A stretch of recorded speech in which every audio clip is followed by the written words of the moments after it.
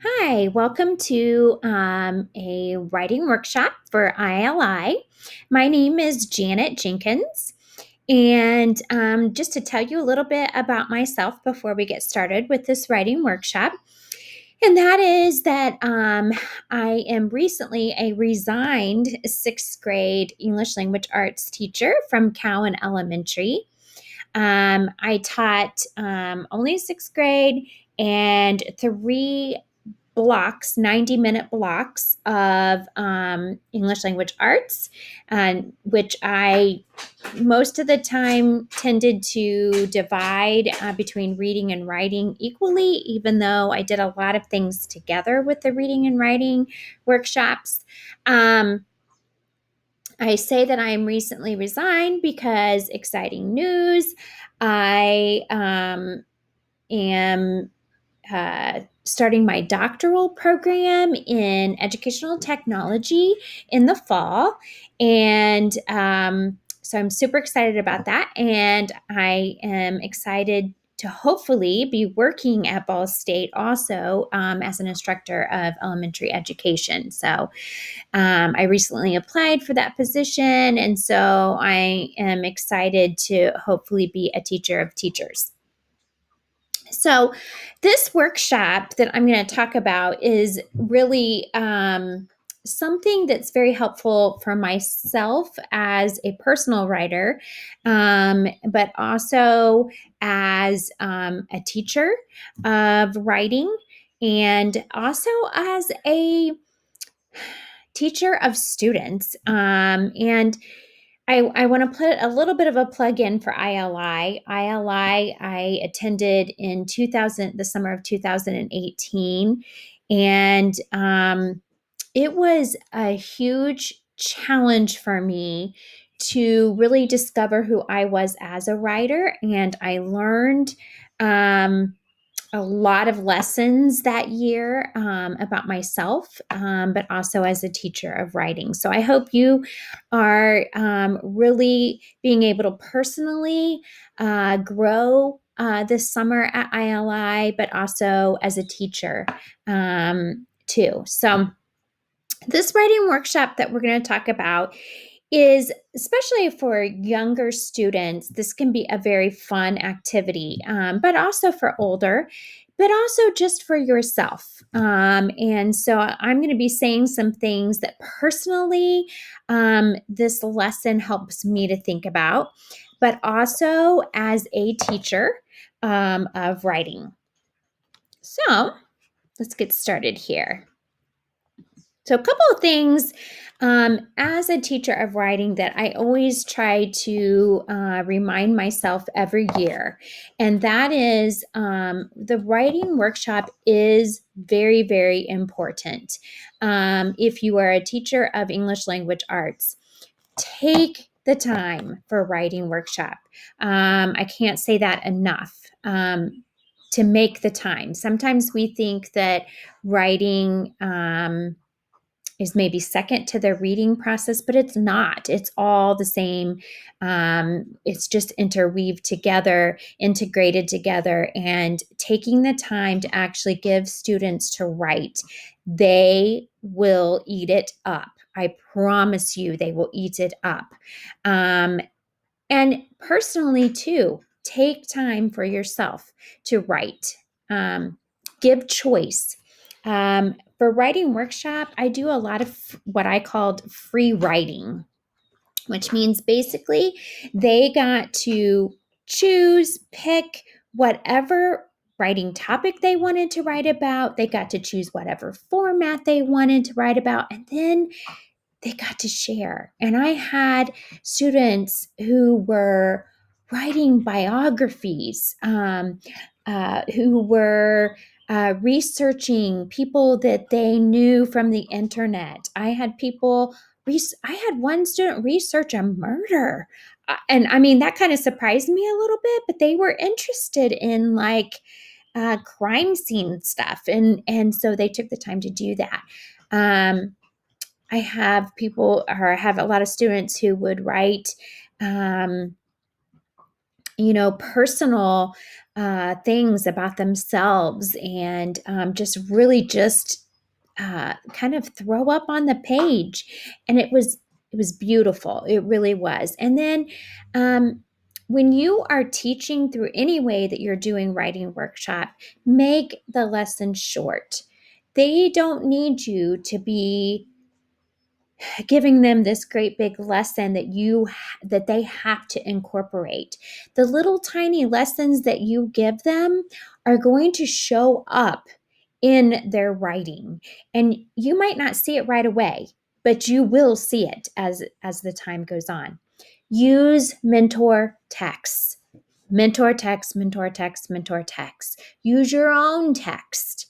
Use your own paragraphs. I write a lot of times, I will write as they're writing, and then they will help me with my writing. I'll read it to them and I'll say, what can I do with my own writing? And you would not believe the response I get from them. The response is, they are like, well, I think you should add this, or I didn't see a period here. Shouldn't there be a period here or a comma here? And it's like, yes. And so use mentor texts, not only small picture books or any kind of literature like that, but use your own personal writing, or ask a student if they're willing to share. So the writing workshop, and the very last thing that I don't have on here about the writing workshop that I do every single time, and that is to have a celebration. The kids love it because we've worked really, really, really hard for several weeks, or maybe just a week or a couple of weeks, but we've worked really hard every day. And I tell them, we're going to celebrate your hard work. And I make it big. Like, we have a snack and we have a drink, and they are never forced uh, to share, but they share. And sometimes we laugh, sometimes we cry. And it is a beautiful community time to do the celebration and the sharing. So, saying all of that, some of those things you can apply to yourself, your personal writing also. So, think about it like this: take the time, give yourself choice if you can. If you need to learn something, make it a short little thing that you learn. Use mentor texts for your own personal writing, and celebrate. Celebrate the little, if it's a chapter, if it's a paragraph, if it's a sentence, celebrate yourself. Treat yourself. Okay. So that's a little plug for just the writing workshop period. But here is a lesson that I do every year, and the kids love it. It gives them a good visual, and so this is not a live stream, so this might be a little difficult for me to really share with you, but I'm going to try. So I compare the writing process with Play-Doh. So we do where I just give them a color of Play-Doh. So I've got like orange and green here, and purple and pink. And the first thing I do is that I tell them that they need to give themselves 5 minutes to create something that represents themselves. Okay. And because a lot of times writing is really easy when we just are incorporating our own, when we're writing about something that we love, or that we enjoy, or that is a personal reflection of who we are. That's when some of our best writing comes out. And so I always want them to think about first things that they can immediately relate to. So I'm going to take, and I give them 5 minutes to do this. So I'm not going to do 5 minutes here, but I'm going to create something here just real quick, and I'm not going to show it to you yet. Okay. And I'm just creating one little thing here, and I want you to see if you could guess what this might be, okay? So I'm going to kind of show it to the camera here. Let's see if you can it's kind of hard to see, but I don't know. You know what? I'm sorry. I don't really like what that looks like. I'm going to try something different. Hold on just a second. I think I may have had too much. So here, I'm going to try this again. Okay, I'll show it to you in just a second.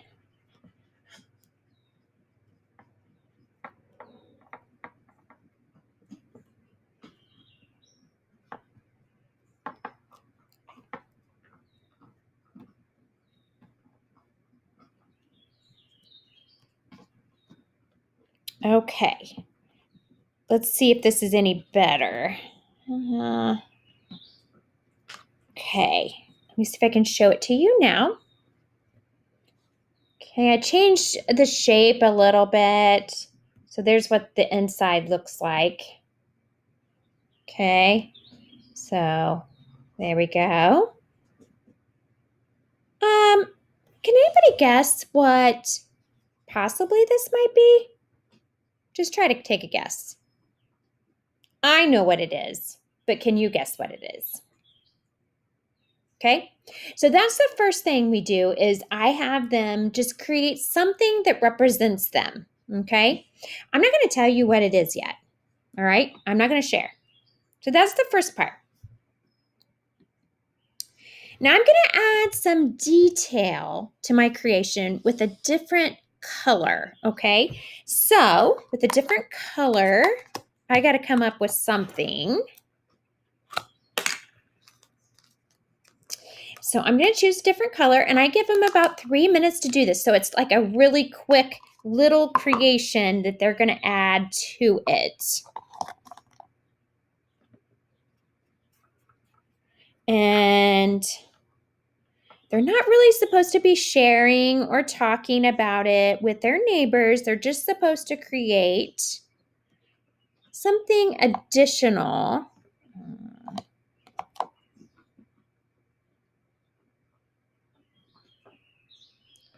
to their creation. Okay. All right. So it's been 3 minutes. Let's just say it's been 3 minutes. And again, I apologize because this might be a little difficult to try to comprehend while I'm doing this on a recording. But I added this thing. I don't know if you can see it or not. But I'm adding this to the top of this thing. So it kind of looks like, if you can see it or not, it's supposed to be kind of like that. Okay? All right. Now, let me go to the next slide. I'm going to talk to somebody about my creation.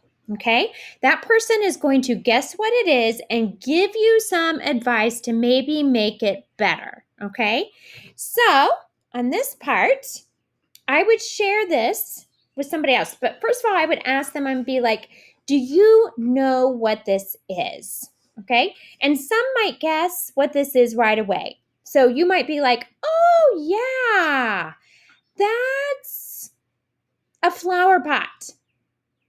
No, it's not a flower pot. Or somebody else might say, oh, that's a boat of some sort. Yes, it's a boat of some sort. So then I might tell that person, let me explain to you why I chose what I did to make this. Okay, this is about me. And I love to kayak. I love being out on the water. It's peaceful. So that's what I was trying to create was a boat. And then this was supposed to be the paddle. So The partner then is going to give you some advice about what you could do to make this better. So they might say to you, I love your creation. It looks really good. I can kind of see now where you were going, but what if you add, and maybe they told me to add a seat, to the middle of the boat. Okay. So I'm going to take a different color and I'm going to add like a little seat to the middle. Now, they're not changing my creation. They're giving me advice of how to make it better. And so what I did is I added a little seat there. Okay. And then I might go back to them and they might say, you know what? Could you add a person? Like a person sitting there? Well, I'm just going to tell you right now, I am not artistic enough to be able to make a person to fit on here. But I could say to them, I could try to make some kind of stick figure to put on here, and I might do that. I am not doing that for you guys because that might look really crazy.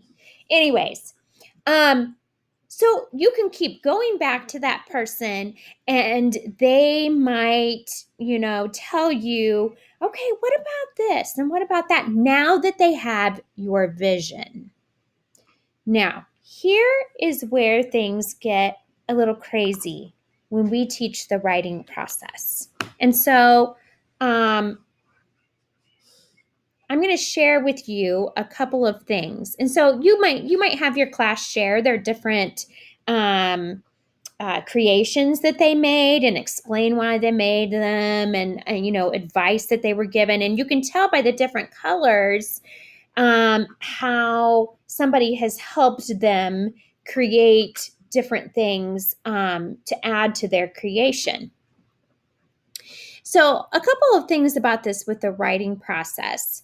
So first of all, at the very beginning, and this was something I learned from ILI, was that writing is messy and it does not have to be perfect.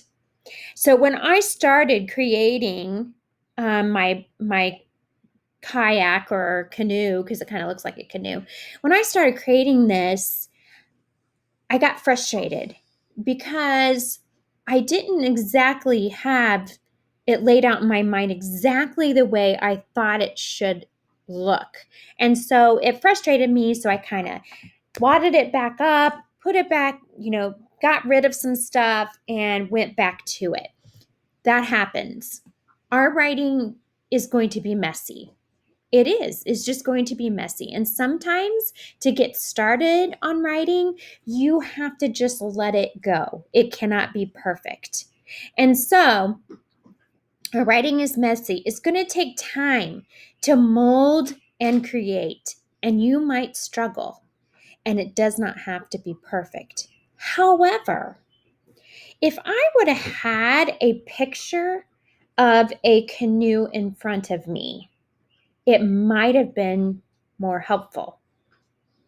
For example, if I would have had a mentor text to help me write something, the way it's formatted, the way it's laid out, I might not have struggled as much. So that's why mentor texts are so important, because sometimes they help us with that format that we need. Okay, so think about that. If you struggle with just creating something out of nothing, look for those mentor texts. And I tell my students that too, that you don't writing doesn't have to be by yourself. It doesn't have to be all alone. And then we added detail. So adding detail, I first added detail. I added this little paddle thing, and I was hoping that that would put the person who read my writing on the right track. It didn't. And actually, then that person told me, what, after I explained to them what this was, then they were like, oh, yeah, now I'm following. Now I see where your writing is going. And so they were able to help me to revise my writing so that it all stayed in the same theme. Okay. That's where peer revising is helpful. For me as a teacher, I don't really do a lot of peer editing because basically they just go in and say, oh, looks great to me, and plus they can edit with their Grammarly or whatever that's on is technology there. And so what I like to do is I like to have peer input on revising. So tell me what you're going for. What is your goal as you're writing? And then give me some feedback. Did I stay on the right writing track, or do I need some help? Do I need to add my little seat here? Do I need to add a person to be able to make sure that it looks like a boat? So this is helpful also in our own writing too, is to get other people to read your writing. It does not have to be a lonely journey out there in your writing. Look for other people who will give you honest feedback, who will keep you on the right track as you're writing. So that's a personal thing. But also, I think it's helpful as a teacher to know that students, sometimes when you go from the writing draft to the revising, they need help with that organizational part. And it's going to look messy the first time we look at it. And that is something that I have had to really learn to not, their writing is not going to be perfect, the draft that I'm looking at. It's okay. It's okay. And I'm there to help guide them in their goals as a writer. Okay. So ask for advice to make your creation better and then share. Sharing is hard. Sometimes it's very vulnerable. I mean, look at my creation. Like if I look at it, I'm like, what? But then on the other hand, I'm kind of like, you know what? I like my little seat on there. That reminds me of my kayak, that little seat. That was helpful. That was good feedback. And you know what? I'm going to have to let this creation go. And maybe the next time I try to create this, I'm going to look for other ways. Maybe I need to make a better paddle than it being so weak, and make it a little more stronger. But sharing your writing can be scary, but it's well worth it because you don't know who else you'll affect with that writing. And I share that with my kids all the time, that our writing, it's a little piece of us when we write. And sharing that is important because other people get to know us more with that. So that's kind of something fun that I do to share the writing process. And I want you to know I am not a big pusher on you have to draft, you have to revise, you have to edit, you have to publish. Like they understand that process, that there is a process that your writing goes through, but sometimes it's not the same as other people. I might process my writing differently than you do, and students will do that too. Sometimes they edit as they go. They don't wait. Sometimes people just spill everything they want on the paper, and it looks pretty ugly to begin with, and then they start working on it, and they might revise or edit or whatever. So yeah, all of that stuff is kind of, and I didn't really mention pre-writing, but I had already thought about what I was going to make for you before I started recording, because that's helpful, but it's also important in the process too. And you can tell them that. So there's a quote by Ralph Fletcher that I really, really like. And the quote is, well, and in many ways, you're writing to discover your identity too. I mean, it's it's that the joy of that writing draws out your own identity in learning that, Ralph Fletcher. So let's not be too hard on ourselves in the writing process, but also our students. Let's give them that ability to do what they need to do to process the writing and their identity come out in their own writing. So I hope you enjoyed this. And if you want to take some time now to write about the experience of the Play-Doh, feel free. I will share this uh, Google presentation to Jerry, and feel free to use it as you want to. It was good to see you, and thank you.